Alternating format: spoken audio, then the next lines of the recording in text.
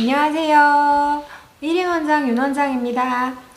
오늘은 공부방 창업에 관한 이야기를 하려고 하는데요. 우선은 창업에 관한 얘기를 하려고 하다 보니까 제가 수업하고 있는 장소에는 얼마나 많은 공부방이 있을까 한번 봤어요. 그랬더니 저희 라인에만 3개나 있더라고요. 굉장히 많죠. 그래서 왜 이렇게 공부방이 많지? 라고 생각을 해보면 첫 번째로는 우선은 집에서 재택근무하면서 우리 아이를 케어할 수 있고 그리고 일을 할 수 있고 돈을 벌 수 있는 거니까 그게 첫 번째 장점인 것 같고, 두 번째는 우선은 위험 부담이 크지 않으니까 우선 뭐 책상 사고 프랜차이즈 비용 뭐 약간 이 정도밖에 들 게 없잖아요, 집에서만 한다면. 세 번째는 우선은 선생님마다는 사실은 편차가 되게 커요. 공부방 같은 경우는 그렇지만 1,000만 원 버는 공부방도 있으니까 그럼 내가 열심히 하면 나는 돈을 많이 벌 수 있어 라는 장점이 있잖아요. 그래서 많이들 하시는 것 같아요. 근데 많이 하지만 성공한 공부방은 그렇게 많지 않다는 거. 그래서 저희가 월 1,000만 원 버는 공부방을 향해서 열심히 그걸 목표로 해서 달려보았으면 좋겠어요. 우리는 그러면 1% 공부방이 목표입니다. 우선은 내가 하겠다라고 마음은 먹으셨잖아요.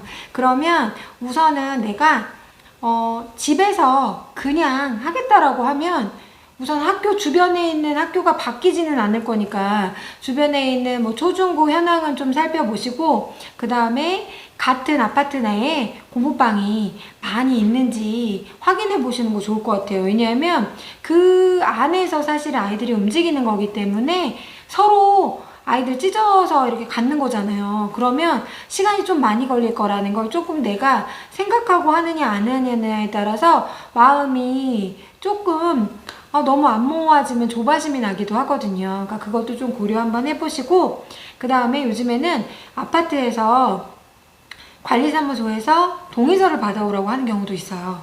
그렇기 때문에 동의서 여부 확인하세요. 꼭 확인하세요. 왜냐하면 제가 다 차려놨는데 그거 안 돼서 안 된다고 하면 그것도 낭패잖아요. 그래서 그거 꼭 한번 확인해 보시고, 그 다음에 전 월세라면 주인분한테 허락을 받아야 돼요. 그래서 그 허락까지도 확인을 한번 해보셔야 된다고 생각해요.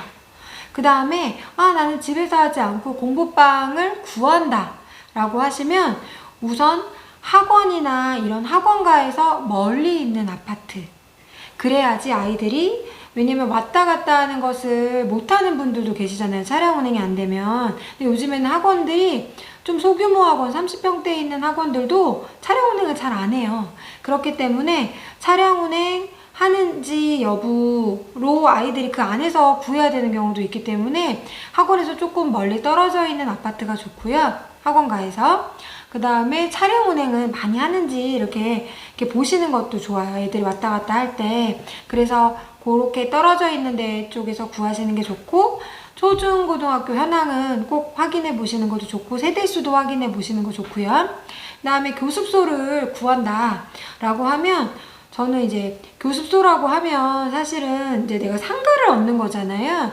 그러니까 공부방하고 교습소하고의 차이는 우선은 교습 장소가 달라요. 그러니까 공부방은 집에서 주거지에서 하는 거지만 교습소는 상가에서 하는 거라고 생각하시면 되고, 우선 1인 선생님을 둘 수 없다라는 건 동일해요. 그러니까 상가는 우선은 내가 나가서 구하는 거잖아요. 본격적으로 내가 일을 할 거야 라는 게 상가는 더 강한 것 같아요. 근데 제가 처음에 저의 실수를 이렇게 복기를 해보면, 저는 사실은 저희 집에서 가까운 곳만 봤던 것 같아요. 굳이 그럴 필요가 없는데 그때는 굳이 그렇게 가까운 곳만 보게 되더라고요. 근데 선생님들은 그런 실수를 안 하셨으면 좋겠어요. 왜냐면 내가 일을 하겠다라고 하는 건데 꼭 집에서 갖고 와야 될 필요는 없잖아요. 가까우면 좋겠지만은. 그래서 좀 먼 것도 멀다고 해서 1시간 이 정도는 아니겠지만 그래도 가까운 곳과 먼 곳도 같이 보시는 거를 권해드리고요. 그 다음에 또 가격이, 내가 이제 어느 정도의 가격은 마지노선은 있겠지만 너무 가격에 매여서 보시지 않으셨으면 좋겠어요. 제가 했던 실수는, 저는 이제 내가 이만큼 투자해가지고 손실 많이 망해도 손실 안 나게 할 거야. 그 생각으로 해서 가격을 사실 조금 작은 거에 맞추는 거에 되게 많이 연연했던 것 같아요. 그러다 보니까 좀 싸고 좋은 거는 사실은 없잖아요. 그래서 근데 제가 만약에 좀 비싼데 상가를 좀 보기도 했고 했으면 아마 비교를 해보는 그 계기가 있었을 텐데 그런 부분이 없다 보니까 나중에 다시 교습소를 얻을 때는 그 내가 싸게 했었던 거를 처음부터 조금 괜찮은 데를 얻었을 때 비용을 다 날렸던 것 같아요. 그게 싸게 한 거에서 들어가면서. 왜냐면 인테리어도 하고 이래야 되니까요. 그러니까 좀 가격의 마지노선은 있겠지만 조금 가격대가 있는 곳도 보고 좀 저렴한 것도 봐서 비교를 해보는 거를 추천드려요. 그러면 제 선택을 할 때 좀 경우의 수가 나오는데 내가 하나만 보면 그거 하나밖에 보이지가 않더라고요. 그래서 그게 또 실패의 요인이 되기도 하니까 선생님들은 그런 실수 안 하셨으면 좋겠어요. 그러면 다음에는 이제는 자리는 결정했으니까 뭘 결정해야 될까? 2번 두 번째 결정할 거를 또 보도록 하겠습니다. 감사합니다.